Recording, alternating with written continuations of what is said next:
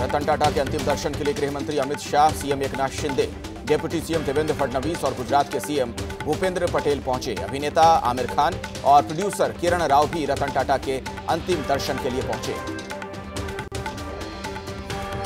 मुंबई के एनसीपीए मैदान पहुंचे मुकेश अंबानी ने रतन टाटा को दी श्रद्धांजलि। मुकेश अंबानी ने किए रतन टाटा के अंतिम दर्शन। मुंबई के एनसीपीए लॉन में रतन टाटा के अंतिम दर्शन, राजकीय सम्मान के साथ रतन टाटा की अंतिम विदाई। थोड़ी ही देर में वर्ली में होगा अंतिम संस्कार। मुंबई के कोलाबा में रतन टाटा को पुलिस ने दी सलामी। बैंड की धुन के साथ घर से निकाला पार्थिव शरीर।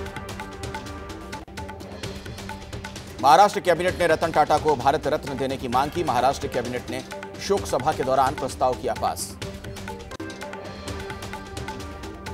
शिवसेना यूबीटी ग्रुप ने भी रतन टाटा के लिए मांगा भारत रत्न। प्रवक्ता आनंद दुबे ने भारत सरकार को लिखा पत्र।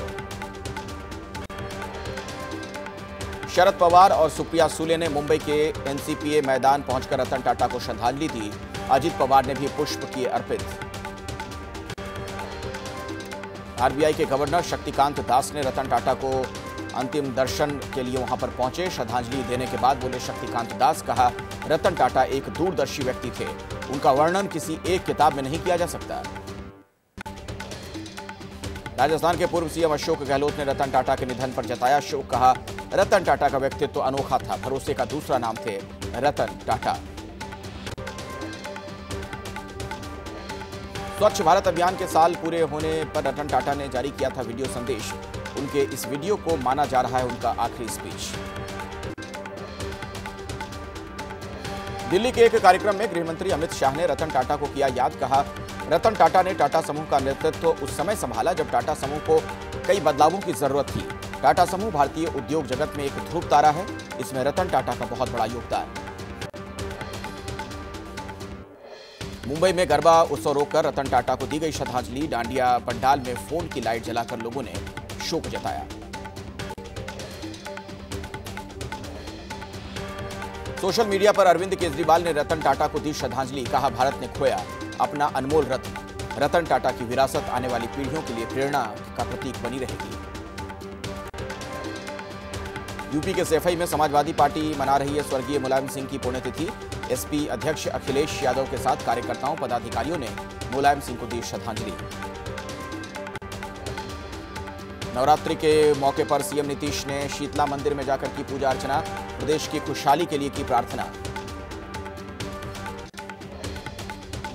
दिल्ली में मुख्यमंत्री आवास को लेकर बढ़ा विवाद। आवास से निकाला गया सीएम आतिशी का सामान। पीडब्ल्यूडी अधिकारियों ने बंगले में लगाया ताला। दिल्ली सीएम आवास सील होने के बाद पहली बार दिखी सीएम आतिशी। घर के पैक सामान के बीच फाइलों का निपटारा करती आई नजर। सीएम आवास विवाद में आम आदमी पार्टी के सांसद संजय सिंह ने उपराज्यपाल विनय सक्सेना की भूमिका पर खड़े किए सवाल। बोले 62 विधायकों के समर्थन से सीएम बनी आतिशी का सामान एलजी ने बाहर फिकवाया। दिल्ली के कैबिनेट मंत्री सौरभ भारद्वाज का एलजी पर बड़ा आरोप। पीडब्ल्यूडी विभाग सीएम आतिशी के पास, लेकिन एलजी ने दबाव डालकर उनका घर सील करवा दिया। दिल्ली में सीएम आवास को लेकर बीजेपी के सांसद प्रवीण खंडेलवाल ने केजरीवाल पर कसा तंज। कहा खुलने चाहिए शीश महल के राज। सीएम आवास को केजरीवाल ने जनता के पैसे से बनवाया था बंगला। हरियाणा में नतीजों के बाद सरकार बनाने की कवायद तेज। कार्यवाहक मुख्यमंत्री नायब सिंह सैनी ने केंद्रीय मंत्री धर्मेंद्र प्रधान से की मुलाकात। हरियाणा के प्रभारी हैं धर्मेंद्र प्रधान। यूपी उपचुनाव में कांग्रेस समाजवादी पार्टी का रहेगा गठबंधन। अखिलेश यादव ने कहा दोनों मिलकर लड़ेंगे चुनाव। कल ही समाजवादी पार्टी ने 10 में से 6 उम्मीदवारों का किया था ऐलान। मध्य प्रदेश में संजय राउत के खिलाफ दर्ज हुई एफआईआर। संजय ने कही थी मध्य प्रदेश में लाडली बहन योजना बंद होने की बात। बीजेपी महिला मोर्चा की कार्यकर्ता की तरफ से दर्ज कराई गई है एफआईआर। पटना में आरजेडी दफ्तर के बाहर लगे पोस्टर। तेजस्वी की तस्वीर पर लिखा टोटी चोर और लालू की तस्वीर पर लिखा चारा चोर। मध्य प्रदेश के रीवा में बीजेपी कार्यकर्ताओं ने राहुल गांधी के जलेबी बनाते लगाए पोस्टर। पोस्टर के जरिए राहुल पर कसा तंज। लिखा जलेबी की जाति बताए राहुल गांधी। योगी सरकार में दर्जा प्राप्त मंत्री रघुराज सिंह का विवादित बयान। रघुराज ने राहुल गांधी को बताया आतंकवादी, गांधी परिवार को कहा गद्दार। यूपी के नोएडा में प्राधिकरण के दफ्तर पहुंचे बड़ी संख्या में किसान। बैरिकेडिंग तोड़कर दफ्तर का किया घेराव, मांगे ना पूरी होने पर किया प्रदर्शन। यूपी के मंत्री रघुराज सिंह के घर चोरी। घर के 20 साल पुराने नौकरों पर करीब 50 लाख के जेवरों की चोरी। 4 आरोपियों से 45 लाख रुपए के गहने बरामद। जयपुर में एसआई भर्ती परीक्षा लीक मामले में एसओजी ने 4 ट्रेनी एसआई को किया गिरफ्तार। कोर्ट में पेशी के बाद आरोपियों को रिमांड पर लेगी एसओजी टीम। शिमला में दूसरे राज्यों से आए मुस्लिमों का आर्थिक बहिष्कार। संजौली शहर की दुकानों पर देवभूमि संघर्ष समिति ने लगाए सनातन सब्जी वाला के बोर्ड। केदारनाथ यात्रा के रास्ते में शराब और मांस की सप्लाई पर भड़के हिंदू संगठन। दुकानों में काटा हंगामा। हिंदू संगठनों का आरोप, नेपाली मूल के लोग पहुंचा रहे हैं शराब और मांस। यूपी के जौनपुर के युवक का भदोही में मिला शव पहुंचते ही ग्रामीणों ने जमकर किया बवाल। पुलिस बल और ग्रामीणों में हुआ टकराव। विवाद के चलते युवक का हुआ था अपहरण। झारखंड के चतरा में सुरक्षा बलों और नक्सलियों में मुठभेड़। सुरक्षा बलों ने 2 नक्सलियों को किया ढेर। एक नक्सली को दबोचा। जंगल की घेराबंदी कर सर्च ऑपरेशन जारी।